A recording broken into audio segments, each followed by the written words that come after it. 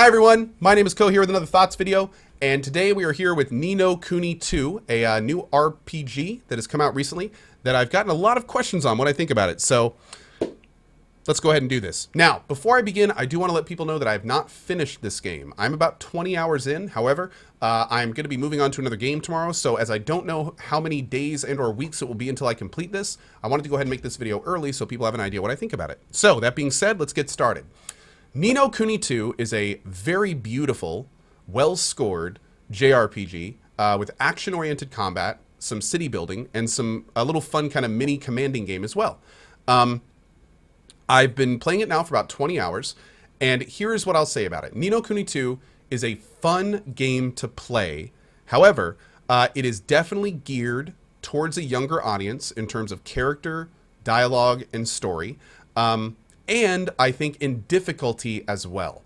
In my 20 hours in this game, I have not yet met a fight near my level that has been really even somewhat challenging. And the only way that I get the game to be challenging is when I fight mobs and enemies that are significantly above my level, which you can do. But if you follow along the main story, most of it so far has not been that way. Now, if you do even a little bit of side grinding, which this game is kind of designed for, it has a huge world with a lot of side quests.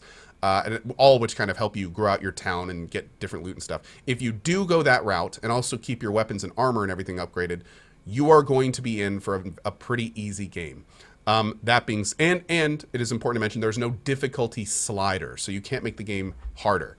For me, as somebody who definitely likes to get some challenge out of their games, it has been a little bit of an issue. In terms of having that drive to keep progressing and upgrading your character. You know, when you have okay gear and you're kind of sleepwalking through boss fights, you don't really have that push to get the really good gear because you know that you don't really need it. So that's been an issue. Now, honestly, the difficulty has probably been the worst part about the game. It is voice acted, although not completely. I think it's probably anywhere between like 5 and 15% voice acted. Most stuff is not voice acted, but the voice acting that's there has been pretty good. Also, the music has been very good. I think there was some Ghibli folks, Studio Ghibli folks that were helping with the music, and it shows. It's really good. The art style is great as well. But again, as my first Ni no Kuni game, as somebody who didn't play the original, I was a bit taken aback by the world, but that's completely out of preference. I'm personally a guy that likes playing games that are a little bit more adult oriented, you know, lots of kind of dark twists and turns and stuff like that. This isn't really a game where you're going to find any of that stuff. It's pretty straightforward. To give you an example, not going to spoil it too much, but for instance, you know, like there was a kingdom that had a law against love. That should kind of give you an idea about what you're in for in this game. As we said earlier, it's kind of like a Disney game wrapped in a Ghibli wrapper. But that being said, again, and that's not the perfect analogy, but it works. And again, it's a fun game. So kind of to wrap this up a little bit, and again, this is coming from somebody who has not finished it. I've been having fun with it so far. I've put about 20 hours in. It is a game that I would definitely recommend to some people, but it's not going to be for everyone.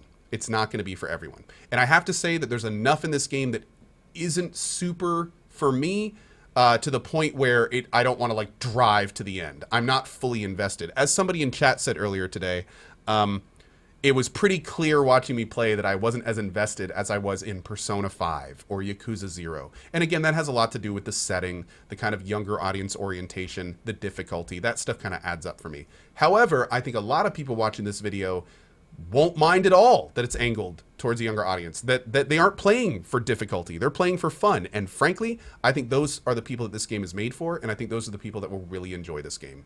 So anyway, that's about it for now. I may do, if I do end up finishing the game, I may do a little thoughts addendum if anything big changes, because this game could be anywhere between 30 and 50 hours, and if you do everything, it could probably be a lot longer than that. So we'll go ahead and wrap it up here, and again, thanks for watching. So on that note, that is it for this Thoughts video. Hope to see you in the next. We're going to be starting up a bunch of games in the next few weeks, so expect at least a few more Thoughts videos soon. And as always, thank you very much for watching. See you on Twitch or see you on YouTube as well. Have a good one.